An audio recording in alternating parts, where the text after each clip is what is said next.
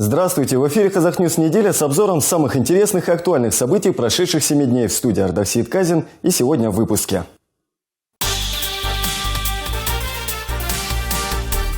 Квартиры подорожали. Рынок нового жилья в Казахстане вырос в цене.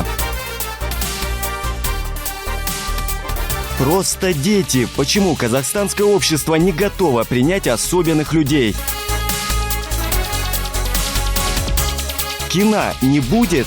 Масштабные юбилейные кинопроекты требуют новых затрат, многомиллионных. Сетевые миллионеры. Кто и как на просторах Казнета умудряется прилично зарабатывать. Уходящая неделя ознаменовалась началом очередного саммита БРИКС. Он стартовал в Уфе с участием глав правительств Бразилии, России, Индии, Китая и Южной Африки. В ходе основных переговоров лидеры стран «пятерки» обсудили возможности углубления промышленной, технологической и финансовой кооперации, работу по запуску нового банка развития и пула условных валютных резервов. Подробнее о главных экономических событиях недели в обзоре Салтанат Абдрахмановой. Народный банк заблокировал платежные карты своих клиентов. Из-за действий мошенников блокировке подверглись 48 карт. Случившееся прокомментировал зампредседатель правления банка Марат Альменов. Недавно в нашей столице мы обнаружили на одном из наших банкоматов скимминговое устройство. Что такое скимминговое устройство? То есть это устройство, которое позволяет считывать магнитную полосу. Оно вставляется там, где карт-ридер. И второе, установлена небольшая видеокамера, чтобы узнать, какой пин-код вводит, соответственно, наш клиент. Нашему клиенту нечем переживать. То есть вот со все эти случаи, которые произошли, ущерба банку и тем более нашим клиентам никакого не принесено. Наоборот, мы постарались максимально быстро заблокировать карточки. Мы инициировали сразу перевыпуск этих карточек и максимально быстро, в течение 3 дней, мы доставим эти карточки клиентам.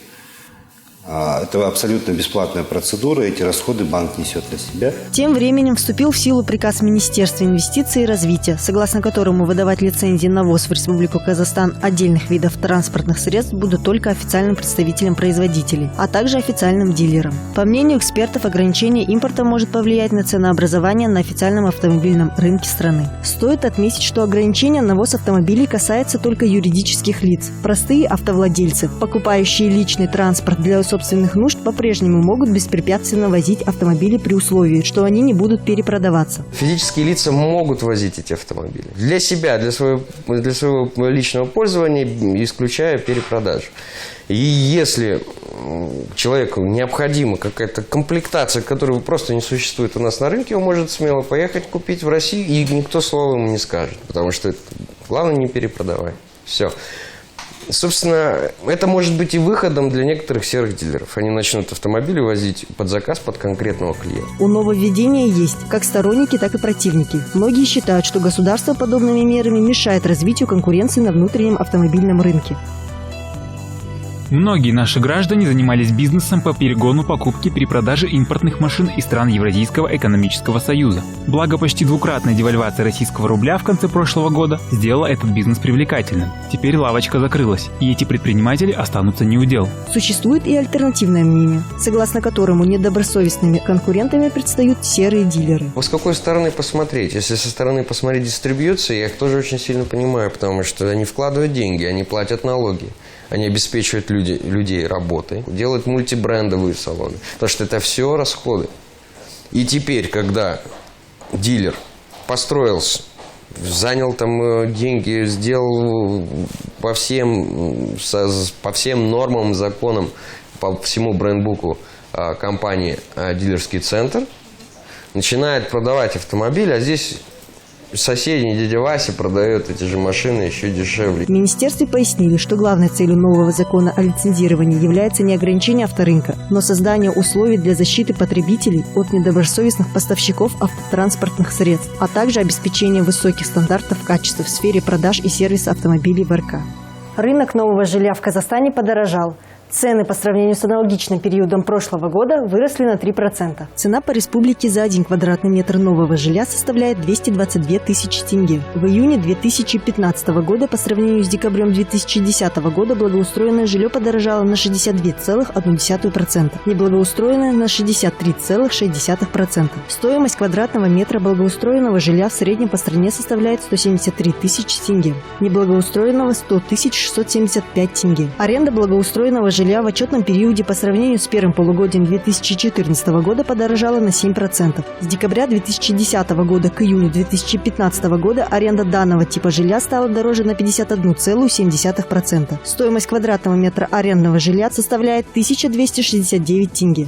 Саммит стран БРИКС с участием глав правительств Бразилии, России, Индии, Китая и Южной Африки открылся в Уфе. В программе саммита лидеры стран Бразилии, России, Индии, Китая и ЮАР подписали соглашение о создании общего банка развития с фондом валютных резервов в 100 миллиардов долларов, что делает его одним из крупнейших финансовых институтов в мире. Вслед за саммитом БРИКС там же в Уфе начался саммит Шанхайской организации сотрудничества ШОС, на который прибыли главы государств Центральной Азии, куда также прибыл для участия в саммите глава РК Нурсултан Назарбаев. Все участники встречи обсудили важнейшие международные проблемы. Одним из важных событий в рамках саммита в Уфе был подписан документ о начале процедуры приема Индии и Пакистана в Шанхайскую организацию сотрудничества. Сейчас в Шанхайскую организацию сотрудничества входят Россия, Китай, Казахстан, Киргизия, Таджикистан и Узбекистан. Наблюдателями в организации являются Монголия, Индия, Иран, Пакистан и Афганистан. Индия и Пакистан подали официальные заявки на вступление в ШОС осенью прошлого года. Иран также претендует на полноправное членство в организации. Правда, его статус может быть повышен только после окончательного урегулирования ядерной проблемы, которая позволит снять санкции ООН.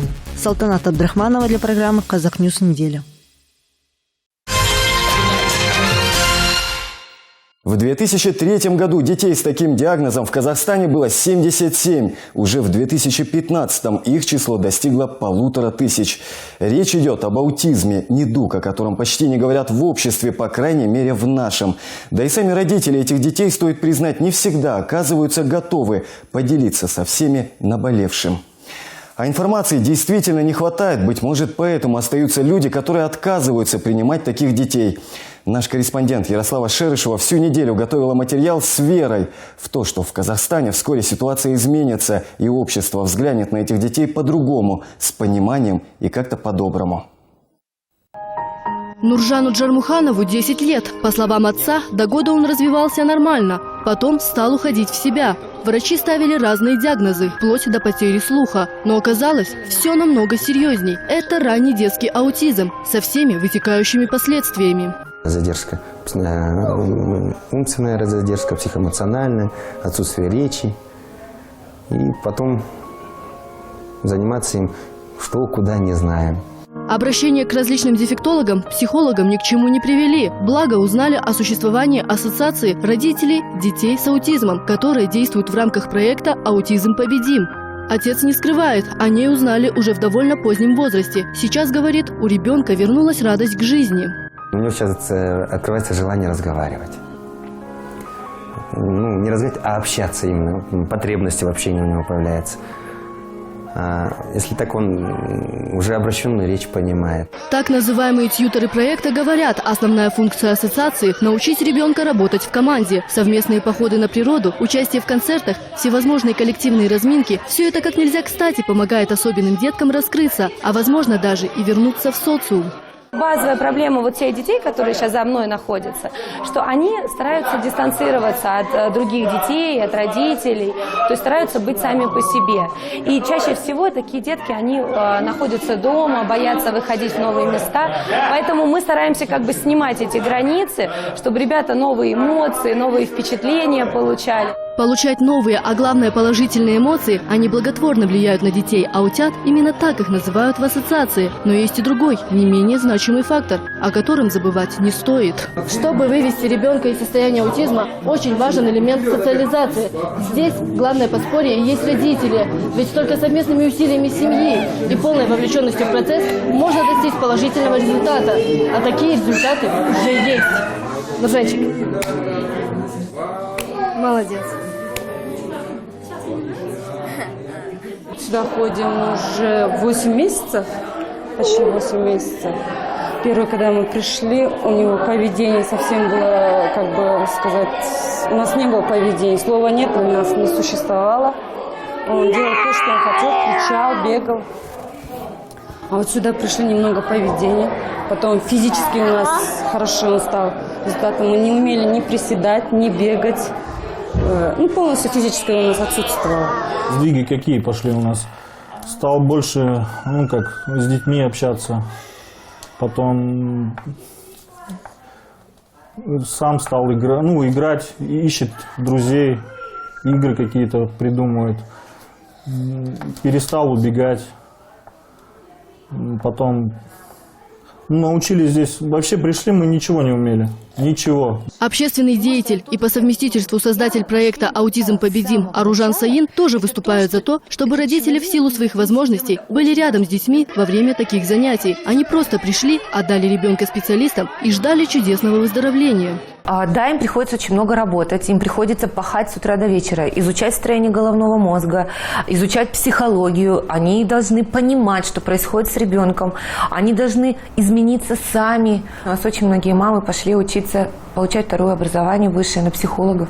Они уже получили дипломы, они мультиплицируют опыт, они уже работают в проекте, они помогают другим родителям. А начиналось все с того, что несколько родителей арендовали дом, который планировали использовать как базу для восстановления своих деток. Затем наладили связи с Российским инновационно-образовательным центром, на базе которого проходила большая работа с аутистами. Центр заинтересовался настолько нужным нашей стране проектом. Началась совместная работа. Теперь российские специалисты часто приезжают в Алматы. Мы предложили несколько проектов, и один из них как раз это был проект поддержки Ассоциации родителей детей с аутизмом, которые на протяжении многих лет, это вот те упертые родители, которые как бы искали выходы помощи своему ребенку. Мы сейчас фактически принимаем, то есть в проекте детей из 22 городов. В Алматы центр открылся в 2013 году. На сегодняшний день порядка 40-50 семей посещают Алматинскую ассоциацию. Специалисты говорят, что количество деток, страдающих аутистическими отклонениями, к сожалению, неуклонно растет. У нас нет статистики, потому что нет адекватной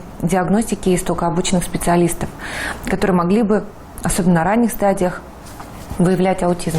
Здесь нам предстоит, конечно, очень большая работа по обучению психологов, невропатологов. Поскольку число занимающихся семей возрастает, центру требуется расширение площади. Специалисты говорят, что нашелся меценат, который приобретет новый дом для деток. Однако, кроме финансовой поддержки, необходимо и понимание со стороны общества. Эксперты отмечают, что далеко не все готовы принять детей других, не таких, как все. На шагающих хотят быть похожими, хотят быть похожими, хотят не зря. Можно пустить как любовь, спуститься в дальний путь. И природа хороша, и погода хороша, и теплая душа. До сих пор природу аутизма ученые не могут до конца постичь. Возможно, аутизм – это некий месседж человечеству, а туда ли мы идем? Ведь порой мы не задумываемся о том, что на месте этих родителей может оказаться любой из нас.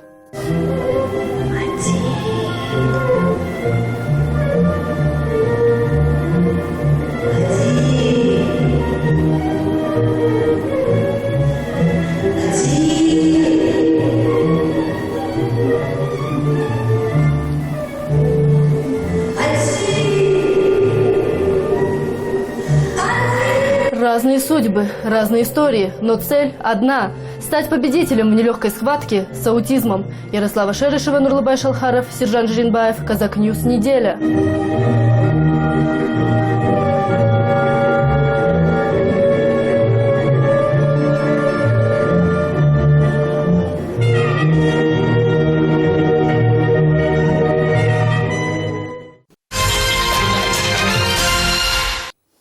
«Человек дождя». Многие из вас наверняка видели этот замечательный фильм. Еще в конце 80-х Голливуд продемонстрировал миру: люди, страдающие аутизмом, могут и должны быть приняты обществом. Американскую «Фабрику грез» нещадно критикуют, но там все-таки умудряются снимать кино о людях и для людей. А казахстанским кинематографистам без государственной поддержки, как выяснилось, никак. Вот и получается, что снимают у нас в большей степени исторические фильмы о подвигах наших предков. А те единицы независимого авторского кино попросту не доходят до широкого зрителя. О реалиях казахстанского кино, о том, почему так мало молодых режиссеров добиваются признания и успеха, я поговорил с киноведом Айбеком Кудабаевым.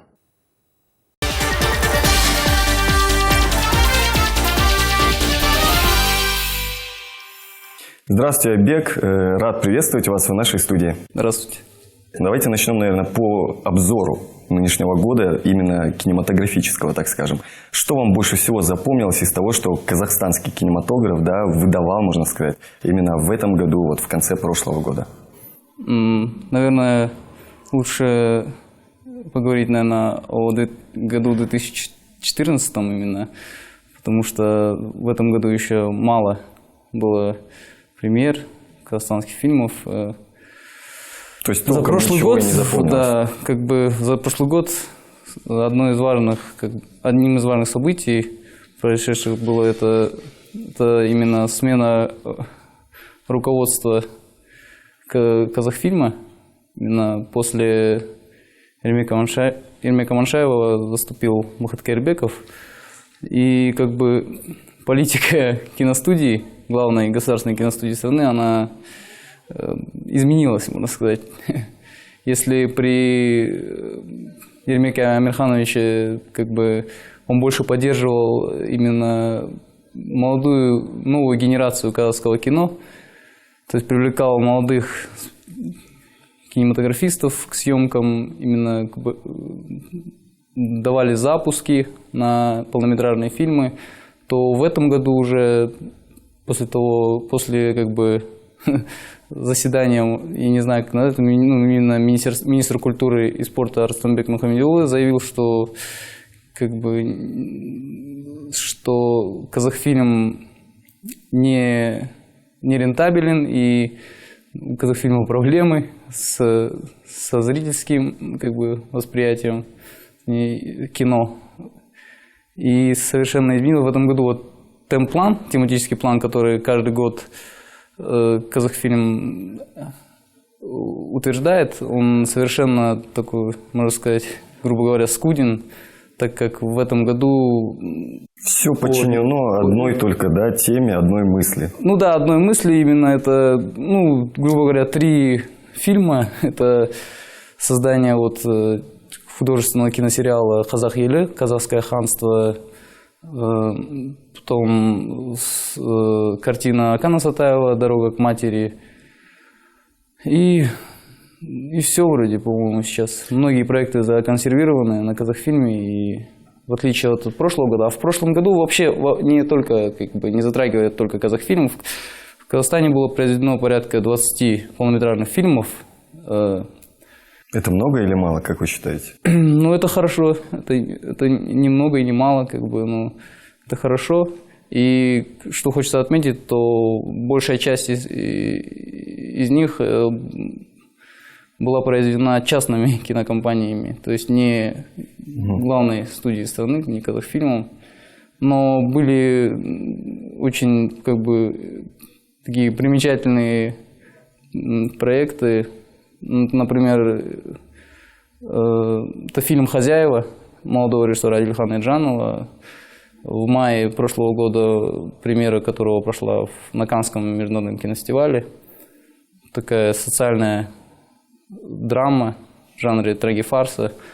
Это международные критики, в общем, его высоко оценили. Но так случилось, что в Казахстане эту картину, грубо говоря, власти отвергли. То есть картина была произведена именно на базе Казахфильма, то есть это производство Казахфильм, но Казахфильм как бы неофициально открестился от этой картины по той причине, что по их мнению, как бы по той, давайте будем честны, как бы по той цензуре, которая вроде бы официально у нас нет цензуры, но по цензуре она как бы не угодила чем-то нашим чиновникам, и Казахфильм всячески как бы открестился от этой картины, не было проката этого фильма, не было, лишь заручившись поддержкой Бауыржана Шукенова, это директора киноцентра «Арман». Вот, фильм показали дважды, это в рамках кинофестиваля «Клик», который проходил осенью, и в феврале уже этого года в рамках марафона казахстанского кино, который был устроен Ассоциацией кинокритиков Казахстана, это вот во главе с Гульнарой Бакеевой. Ну, окей, с чиновниками более-менее все понятно, да, почему у них те или иные проекты, ну, грубо говоря, зарубились, да, так скажем. Но, как вы считаете, зрители, обычные рядовые, да, казахстанцы, они готовы воспринимать именно такого рода фильмы, как «Хозяева»? Если вы были на марафоне казахстанского кино, вот был полный зал, и зрители были, я думаю, большинство зрителей...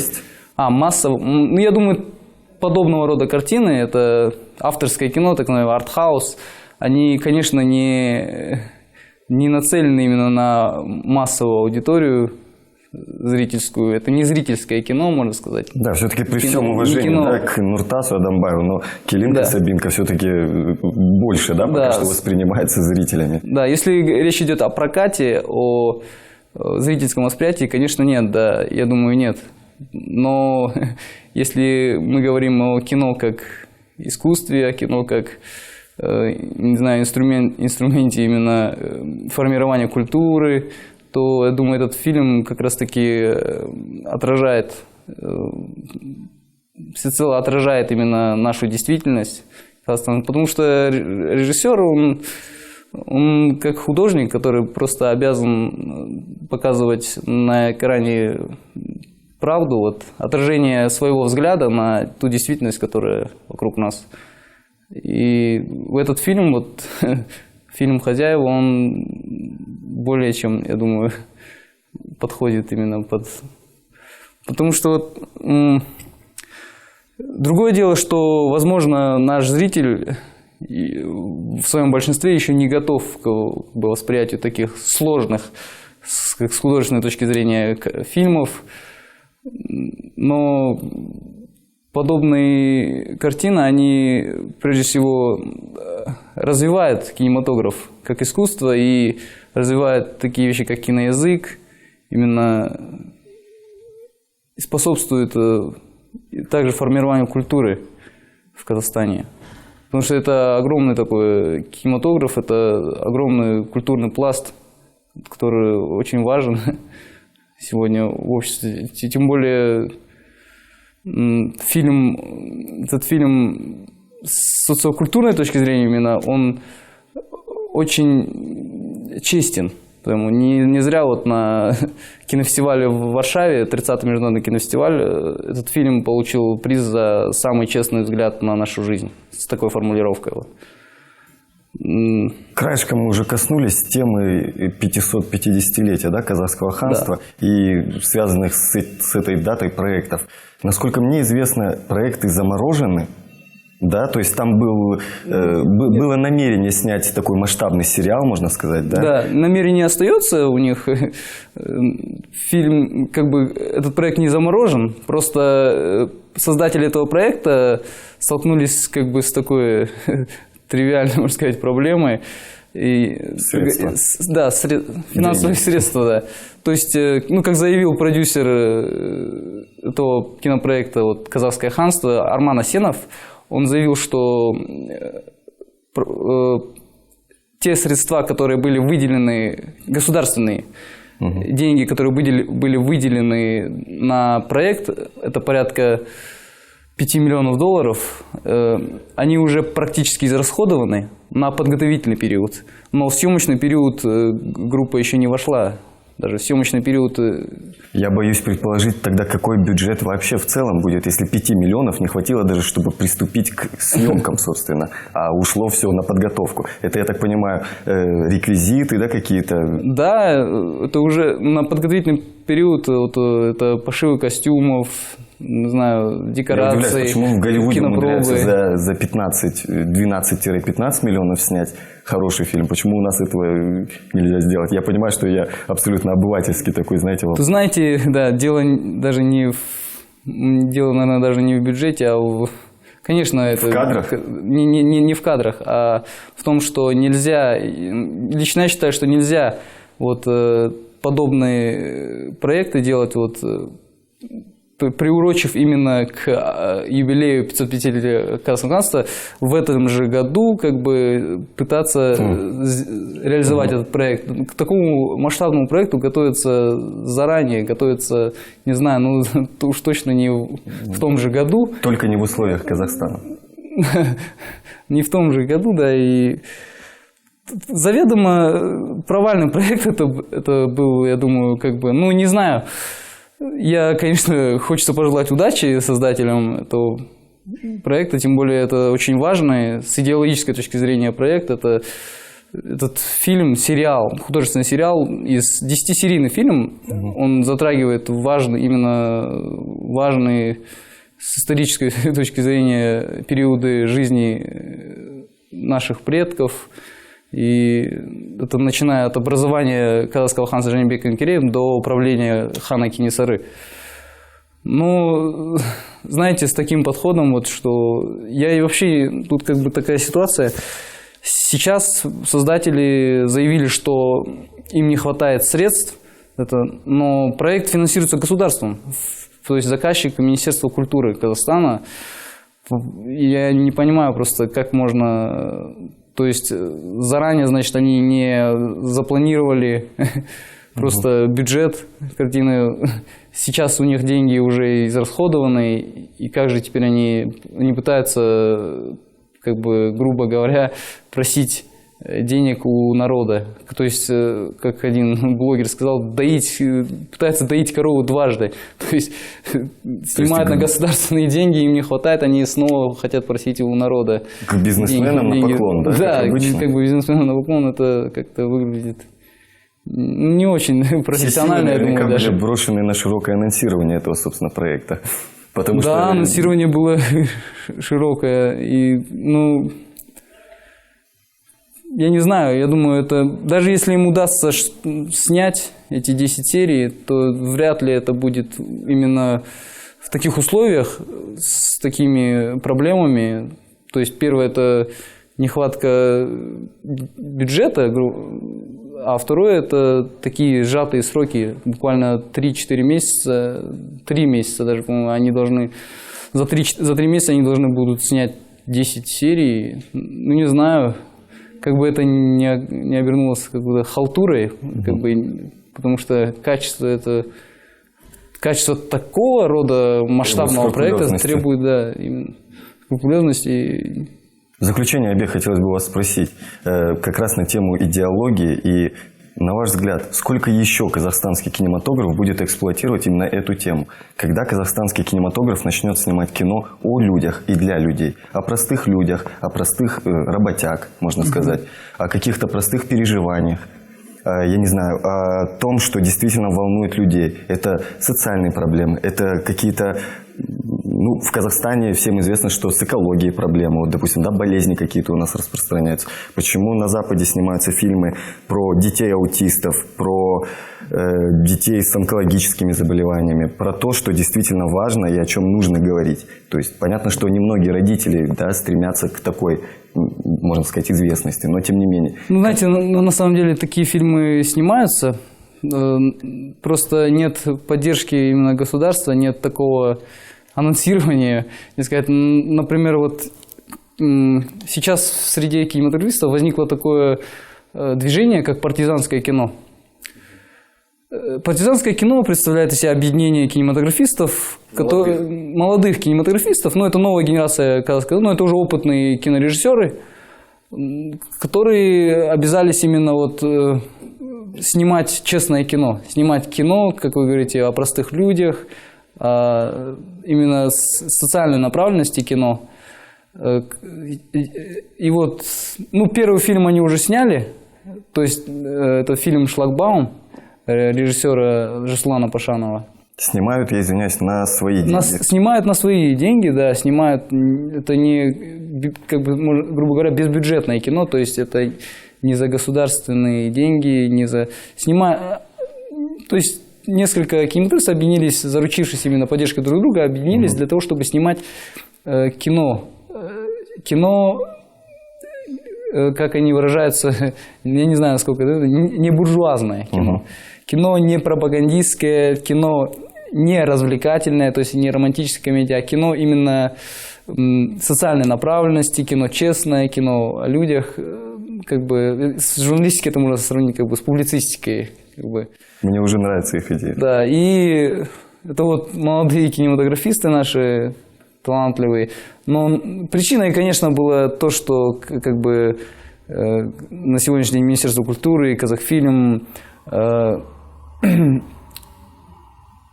усугубили, так сказать, отношения с этими талантливыми кинематографистами. Вот недавно, может, вы слышали, министр культуры назвал фильмы «Хозяева», «Уроки гармонии» позорящими народ. Якобы. Но разве фильмы, которые позорят народ, разве, не знаю, благодаря этим фильмам, благодаря этим картинам наш флаг, казахстанский флаг, не знаю, развивается на Каннском кинофестивале, на Берлинале. Вот фильм «Шлагбаум» недавно участвовал в основной конкурсной программе Московского международного кинофестиваля. Даже получил приз там за лучшую мужскую роль, по-моему. И я не знаю, вот подобное отношение государства к таким деятелям кино, это, на мой взгляд, несправедливо, мягко говоря.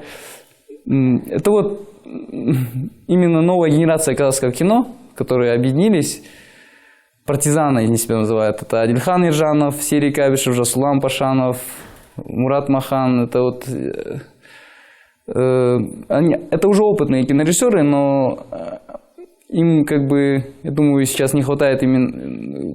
Есть внимание общественности, конечно, есть поддержка некоторых отдельных лиц, которые связаны с кино. Дело за государством. Да, дело за, как бы, за государством, да, дело... Потому что нельзя вот... Раз, я думаю, Казахфильм и Министерство культуры уже имеют опыт прошлых лет, то есть с тем же «Кочевником», с тем же, не знаю, то есть совершенно как бы и нерентабельные вроде бы картины, и столько денег на них просто растрачивается. А тут вот новое поколение молодых режиссеров сами пробивают себе дорогу, не знаю, снимают честные фильмы. Эти фильмы многим нравятся, вот кто смотрел. К сожалению, вот именно проблемы сейчас с прокатом, чтобы донести свои идеи до зрителя. Это, ну, думаю, это уладится все. Ну, вот осенью вы сможете увидеть фильм «Шлагбаум» Жасулана Пашанова, который вот на Московском международном кинофестивале был представлен. Айбек, спасибо вам большое за интересную беседу, спасибо за такой некий обзор, так скажем, да, кинематографический. И я думаю, что время молодых все-таки уже настало, и зрители, скорее всего, уже у них появится вскоре возможность именно, да, видеть эти творения молодых режиссеров, кинематографистов. А осенью обязательно, наверное, на фильм, упомянутый вами «Шлагбаум», наши телезрители сходят. Спасибо. Спасибо.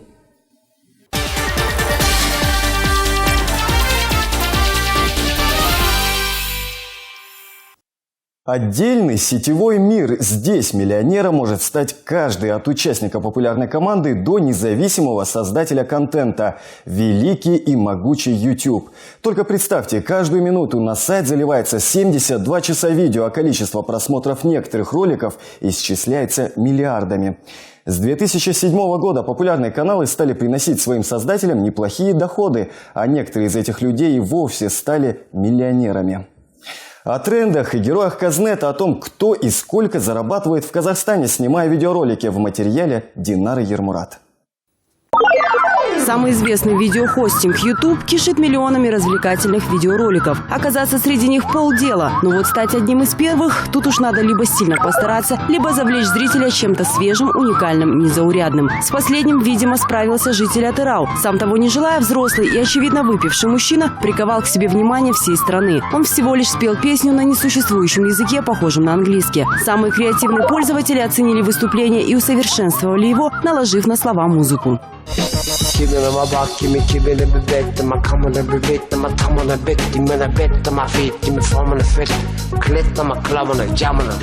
Slår man sibaren, tar man lägg. Lubar man barnen mina barnen män. Bätar man från en från. Folk med fiden mina famlar koden. Слава себя долго ждать не заставила. Певца окрестили МС Сайлаубеком и присудили ему статус рэпера. Позже в сеть вышли и другие хиты. У Сайлаубека появляется в буквальном смысле армия поклонников. Особый язык назвали сайлаубекским. Певцу посвящаются фан-страницы, собирая тысячи подписчиков. Создаются пародии на его клипы.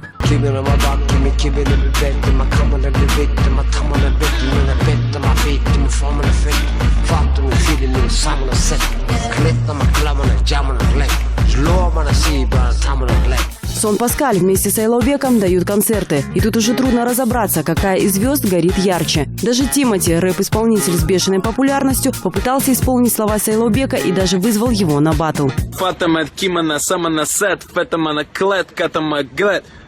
Это Кара Желдыз, МС Сайлаубек.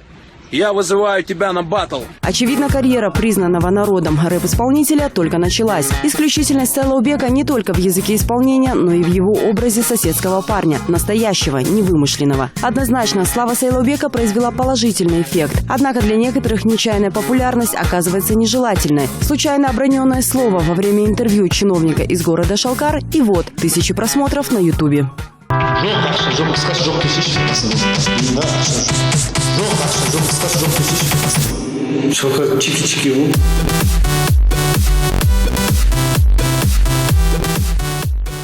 Последствия такой известности не самые приятные. Работники местного надзорного органа уже приняли меры в отношении начальника ЖКХ. Всем салям, сегодня изучаем новое слово «масала», например. Всем салям, сегодня изучаем новое слово «масала», например. Всем салям, сегодня изучаем новое слово «масала», например. Всем салям... Все поняли, какое новое слово. Какое? Масала, например. Если одни для попадания в ряды самых просматриваемых пользователей Ютуба не прилагают никаких усилий, то для других это способ заработка. Бывшим участникам КВН для того, чтобы остаться на плаву и удержать внимание поклонников как можно дольше и крепче, приходится постоянно быть на публике и в Инстаграме. Орестар Шоу – проект, суть которого периодическое выкладывание 15-секундных видеороликов. Тема актуальна – изучение казахского языка. Мы не пытаемся кого-то обучить казахскому языку, мы пытаемся сделать так, чтобы казахский язык стал модным. И если он станет модным, то будет молодежь, которая будет изучать его и которая будет достойными гражданами Республики Казахстан. На заявление подобного рода парни имеют полное право. Они говорят на казахском языке с самого детства и считают его родным. Кішкене қазақша жүргіземіз, кішкене қазақша түсінеміз, бірақ әдебиеті емес, бірақ сөйлейтін қазақша бар бізде. Как говорят сами участники шоу, создание скетчей порой занимает до 3 часов. При этом экспромты не исключены. Дорогие друзья, если вы не знаете, как утром легче проснуться, советуем вам использовать самое длинное слово в казахском языке. Канагаттандрыл магандыктарныстан. Вообще дан, правильно говорите. Вообще-то мы на канале Тан, поэтому канагаттандрыл магандыктарныстан. Тан. Утро. Утро. Тан. Цель потраченного времени ясна – поддержание популярности, что ведет к увеличению дорогостоящих заказов на проведение мероприятий. В день появлялось до 50 новых сообщений, а комментарии к ним достигали цифры 5000. Когда заходишь в группу, невольно возникает вопрос – кто все эти люди? Бакуня с таким псевдонимом несколько лет назад появилась девушка в интернет-пространстве и завоевала симпатию тысяч пользователей Казнета. Первый видеоматериал был создан, так сказать, по работе, а потом уже по велению души. Нужно было, чтобы люди поняли, что это прикольно, что это не страшно, заводить свои каналы и так проявлять свое творчество. Вот. И так все пошло сначала случайно, а потом понравилось. Понравилось в плане, это действительно, начали узнавать.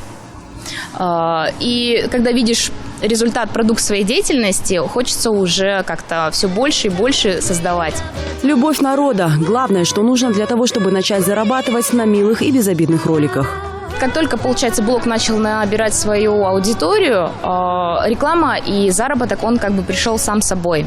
То есть никакой цели изначально для этого не было, но когда потом пришла компания, говорит, знаешь, у тебя вроде прикольные видео, и у тебя смотрят, вроде бы как бы любят, а давай мы тебе еще заплатим, допустим, какую-то сумму, а ты сделаешь для нашей компании вот такой-то видеоролик в своем стиле. А вот лидером по количеству подписчиков стала Вилана. 11-летняя девочка перещеголяла всех наших вышеупомянутых героев. На сегодняшний день у нее 138 тысяч подписчиков. А добилась она этого благодаря своему хобби, которое заключается в коллекционировании вот таких фэшн-кукол. Я хотела сделать приятно для вас и провела опрос ВКонтакте, на кого бы вы хотели видеть обзор. На куклу Monster High или на куклу Пулип. Больше голосов было за Клаудишу.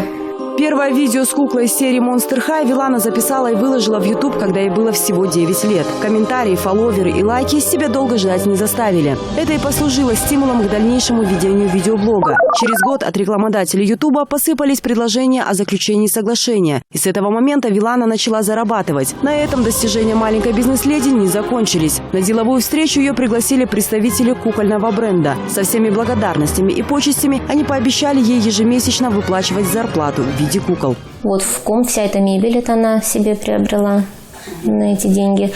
Одевает она себя. Айфон себе купила. То есть, она позволяет себе какие-то вещи, которые, может быть, мы бы ей не купили. Она вот с помощью своего хобби это получает. Такому успеху Вилана обязана своей маме, которая не просто поддерживает свою дочь, но и принимает в деле активное участие. Она снимает Вилану на камеру, ведет все социальные страницы, подсказывает правильные пути. Представляете, если бы я ее бросила вот в свободное плавание в этот интернет, сказала бы, делай то, что хочешь, да? А в интернете что есть? Там же есть и тролли, да? Там есть и разные сайты. А какие комментарии она получает? Не только же лестные. Есть и нелестные комментарии. И у ребенка же происходит вот какая-то борьба. Иногда у нее было желание все это бросить, она не хотела. Она говорит, мама, посмотри, что мне пишут. Но от меня, как от мамы, нужна была поддержка. Я ей объяснила, что нужно уметь реагировать, нужно принимать и критику, и похвалу. У Виланы много поклонниц. Ее узнают на улице, приглашают на телевидение вести передачи. Она организовывает встречи с так называемыми Monster High лаверами, коллекционерами кукол. С ней фотографируются ее ровесники. Она раздает автографы. Но не временно ли такая слава? Ведь наступит время, когда она вырастет из кукольного возраста. И что потом? Всему свое время. Куклы – это ведь не только игра, так и в моем случае. Я кукол коллекционирую, фотографирую их. И сказать точно, когда я откажусь от такого сокровища, я не могу. Не думаю, что это будет скоро. В век информации добиться признания стало легче и доступнее. И если для этого есть задатки, то дело остается за малым. Камера, интернет и кое-какие навыки. А еще, говорят, талант нужен. Follow me! Динара Ермурат, Жанат Абдрахманов, Сержан Жеримбаев, Акбутан Усибекова, Казахньюс неделя.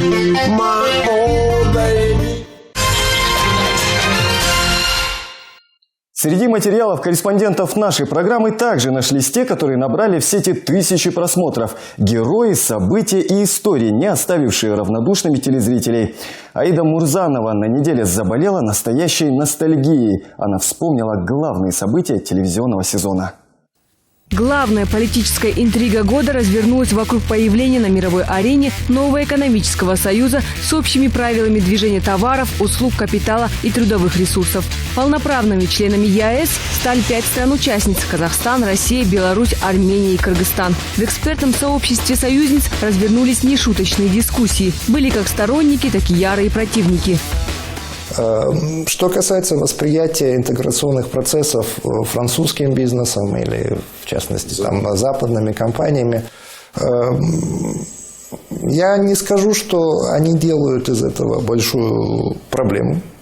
То есть истории про то, как восстановился Советский Союз и вся эта территория с 180 миллионами человек закрылась для западного бизнеса, нет. В то же время идея про то, что раньше был вот у вас маленький бизнес в Казахстане, а сейчас он станет во много раз больше благодаря тому, что теперь это общее пространство вместе с Россией, с Белоруссией, оно выглядит очень привлекательно как как обертка для западных компаний, но в то же время они и в России давно бизнес ведут, и в странах Восточной Европы. То есть для них такие простые, завлекательные аргументы не так, чтобы и сильно работают. То есть они знают и риски, и проблемы. Весна потрясений. Инфаркт стал причиной смерти основателя и солиста группы А-студио Батырхана Шукенова. Панихида прошла там же, где он впервые вышел на большую сцену в Алматинской филармонии. И его любимый саксофон был, конечно, рядом. Люди несли цветы и не скрывали слез. И каждый из них подпевал неподражаемому Батыру. И каждая капля оконная слеза, весь день. И сквозь хмурое небо задумчивый кто-то глядит на меня, глядит на меня. В серых каплях дождя. Удачи вам, счастья и всего самого доброго. Ваш Батыр. Не менее трагичным для казахстанцев стал падеж сайгаков. Больше сотни тысяч погибли от неизвестной болезни. Ученые до сих пор не нашли причину. Индустриализация земель, где обитают сайгаки, могла стать причиной мора, считает меценат Маргулан Сисимбаев. Животных отрезали от питательных пастбищ, где они веками паслись. У нас сегодня много строится железных дорог, автомобильных дорог, которые пересекают пути миграции этих животных. Не строятся переходы. Я знаю просто не понаслышке. Сайга не может мигрировать, пересекать эти трассы. Не строятся водоемы. Как в советское время было очень много котлованов в степи, когда сайга находила водопои. Поэтому сайга менее подвижна и мигрирует меньше, чем во времена Советского Союза. Это и охрана сайги, и это и экологическое законодательство. Весеннее обострение. В Алматы поймали педофила, пытавшегося совратить несовершеннолетнюю в подъезде дома. Благо девочке удалось вырваться, а камеры видеонаблюдения запечатлели злоумышленника. На этих кадрах видно, как мужчина пытается зажать ребенка в углу. Преступника удалось задержать. Им оказался 52-летний житель Алматы. Подозреваемый в педофилии пойман по горячим следам сразу же после опубликования в социальных сетях этого жуткого видео. И это несмотря на то, что родители маленькой девочки обратились с заявлением в полицию 16 мая, тогда как само нападение произошло 4 днями раньше. Во время дачи показаний предполагаемый насильник объяснил свои действия как результат чрезмерного алкогольного опьянения. В полиции этот факт проверяется. Ему грозит до 10 лет лишения свободы по статье «Совершение развратных действий в отношении несовершеннолетних». Суициды на почве единого национального тестирования также обсуждались активно. Психологи говорят, что это последствия несовершенства образовательной системы и нашего общества, где уже с малых лет на неокрепшие детские плечи взрослые перекидывают свои проблемы, говоря, что этот экзамен он должен сдать и никак иначе.